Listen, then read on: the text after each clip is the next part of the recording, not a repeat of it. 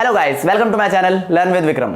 Guys, कल हमने relative pronoun start किया था और हमने अच्छे से स्टडी किया था कि हु और हुम को कहां यूज किया जाए और उनमें क्या मिस्टेक्स होती हैं, इनके बारे में भी हमने अच्छे से जाना था। सो गाइस, आज हम जानेंगे बाकी रिलेटिव प्रोनाउंस के बारे में और उनमें होने वाली मिस्टेक्स के बारे में। आप सभी से रिक्वेस्ट है इस वीडियो को एंड तक जरूर देखना सो दैट आपको अच्छे से समझ में आ जाए कि कहां पर क्या यूज करना है और क्या यूज नहीं करना है और किस तरह से किस प्रोनाउन को एक सेंटेंस में इस्तेमाल किया जाता है। सो गाइस, एंड तक बने रहना। बाकी कल जो मैंने पढ़ाया था वो भी मैं आज रिवाइज करा दूंगा सो दैट कल जिसने वीडियो नहीं देखी है उसको सब समझ में आ जाए। तो स्टार्ट करते हैं।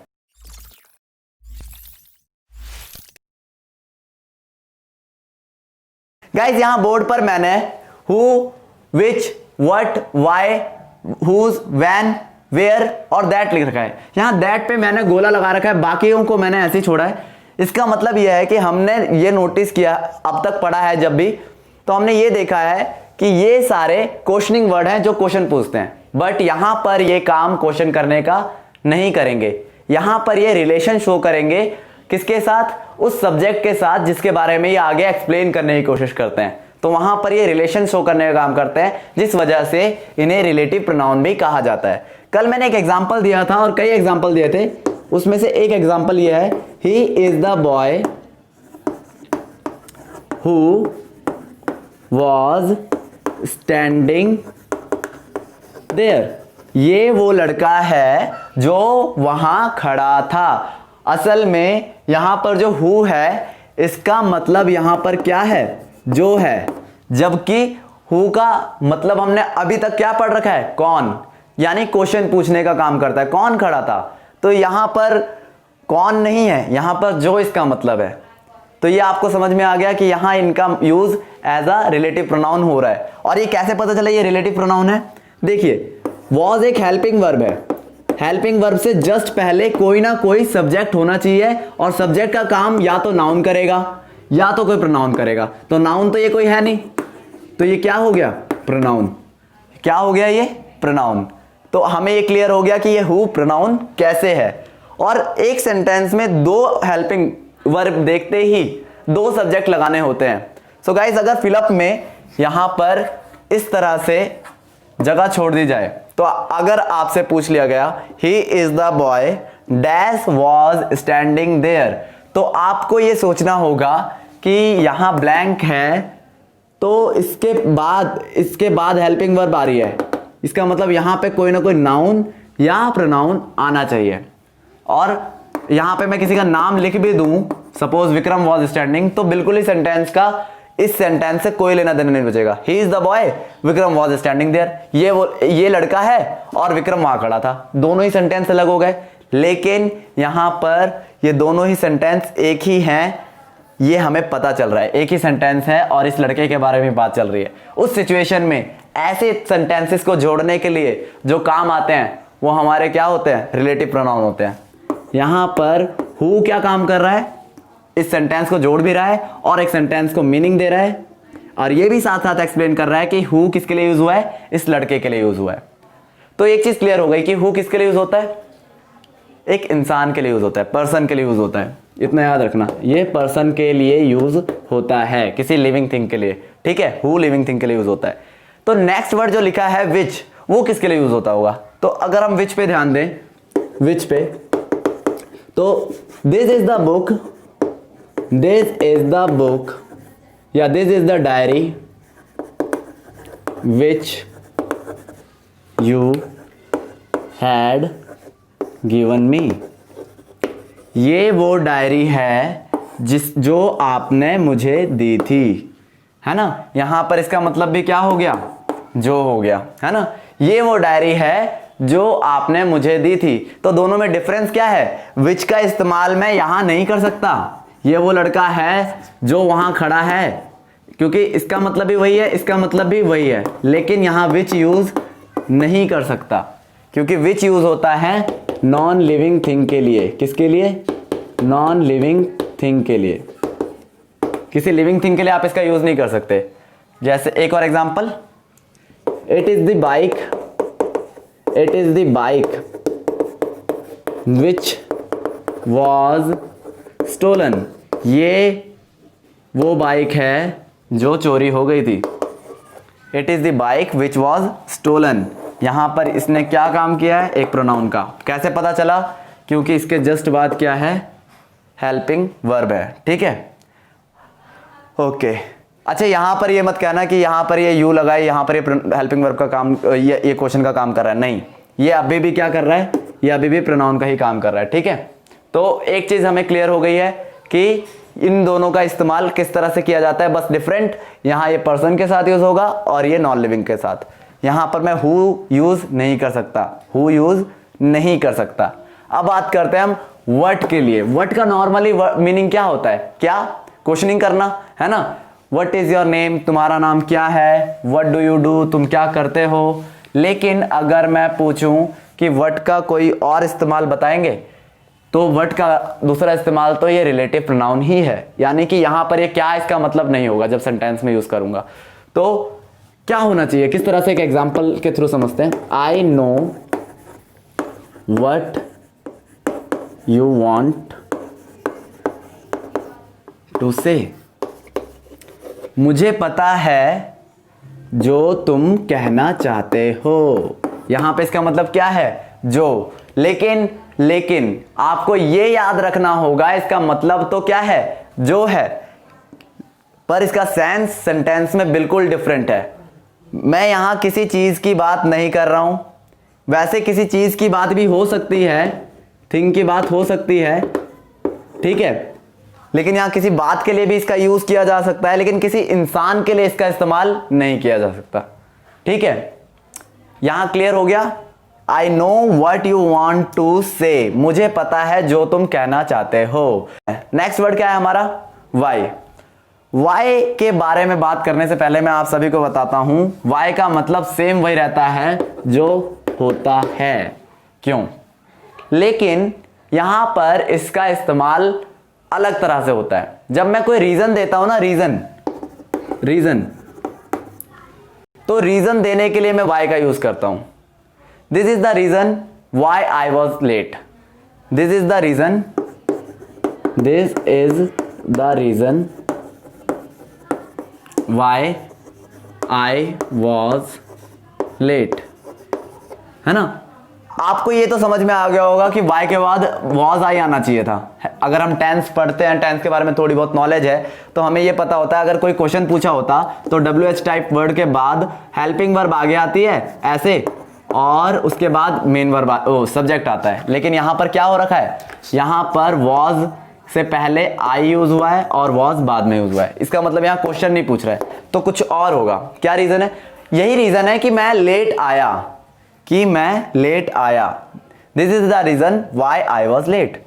तो यहां पर मैं क्या बताने की कोशिश कर रहा हूं, रीजन बताने की कर रहा हूं, है ना। That is why I don't want to talk to you. यही रीजन है कि मैं तुमसे बात नहीं करना चाहता, बिकॉज तुम बहुत ज्यादा बोलते हो। That is why I don't want to talk to you.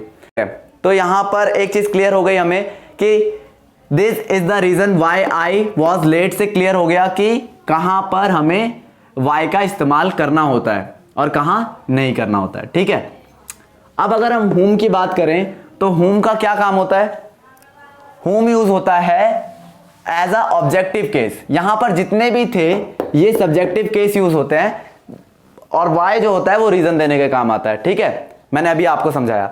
लेकिन whom किस लिए यूज होता है, ऑब्जेक्टिव केस को दिखाने के लिए। ही is the boy, he is the boy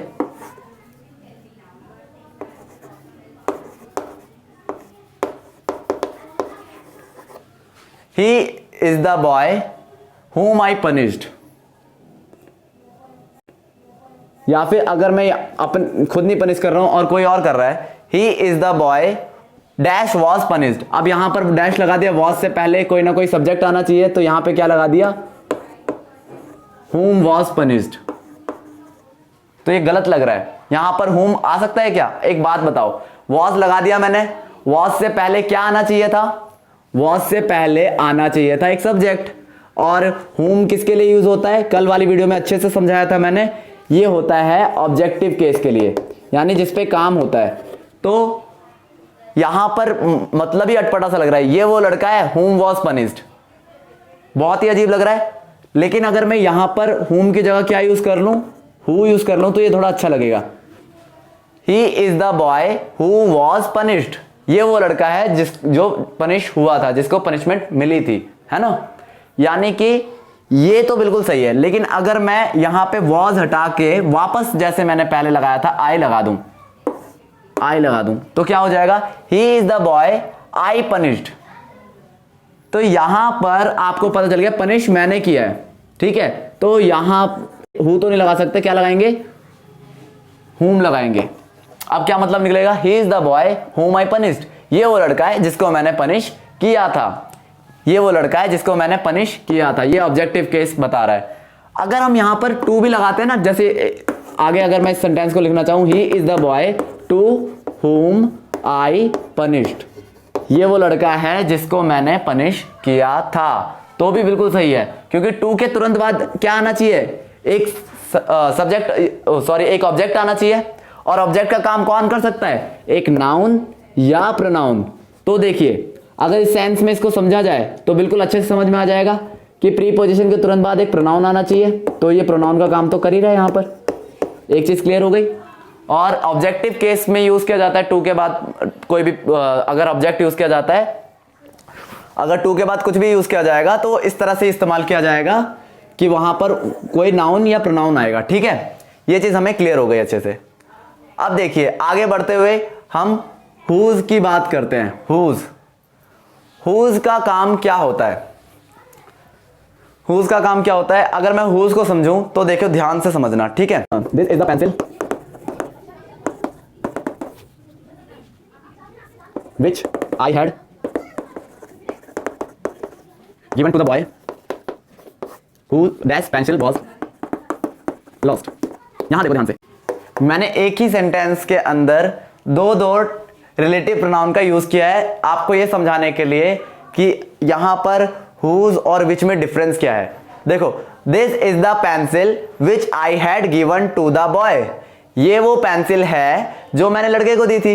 यहां पर विच किसके लिए यूज हुआ, पेंसिल के लिए। पेंसिल क्या है, non living thing, non living thing के लिए क्या लगना चाहिए, विच लगना चाहिए, बिल्कुल सही है।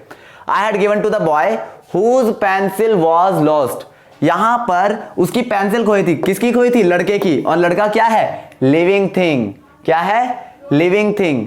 तो उसकी पेंसिल, अगर मैं उसका किसी लिविंग थिंग की चीज की बात कर रहा हूं तो वहां पर मैं क्या यूज करता हूं, हुज, है ना। ये चीज क्लियर हो गई आपको कि हुज किसके लिए यूज होता है। अगर मैं और एग्जांपल्स हुज के लिए देना चाहूं तो क्या होगा,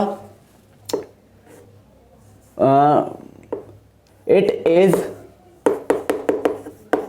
the person whose mother passed away last year.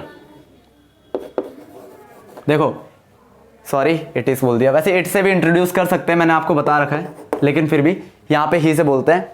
He is the person whose mother passed last year, passed away last year, sorry passed away last year. यानी कि यहां पर मैं क्या बताना चाह रहा हूं, इसकी मम्मी जो थी लास्ट ईयर पास अवे हो गई, मतलब उनका देहांत हो गया। इससे क्या समझ में आया कि मैं इसकी कोई ना कोई सामान की बात कर रहा हूं, इस सामान की, रिश्तेदार की, कोई भी रिलेटिव्स की बात कर रहा हूं जो इससे दूर हो गया है, खो गया है, या फिर इसके पास है, या फिर कुछ भी ऐसी चीज जो इसकी होगी, यानी किसी भी चीज पे इसका राइट वाली बात हो गई, है ना। तो आगे बढ़ते हैं, ठीक है। आगे बढ़ते हुए हम ये समझने की कोशिश करते हैं कि वैन का इस्तेमाल कहां होगा और कहां नहीं होगा। देखिए वैन का इस्तेमाल करना है, बहुत ही सिंपल है और बहुत ही सरल है। ही वैन की बात कर रहे हैं, he will inform me when he comes.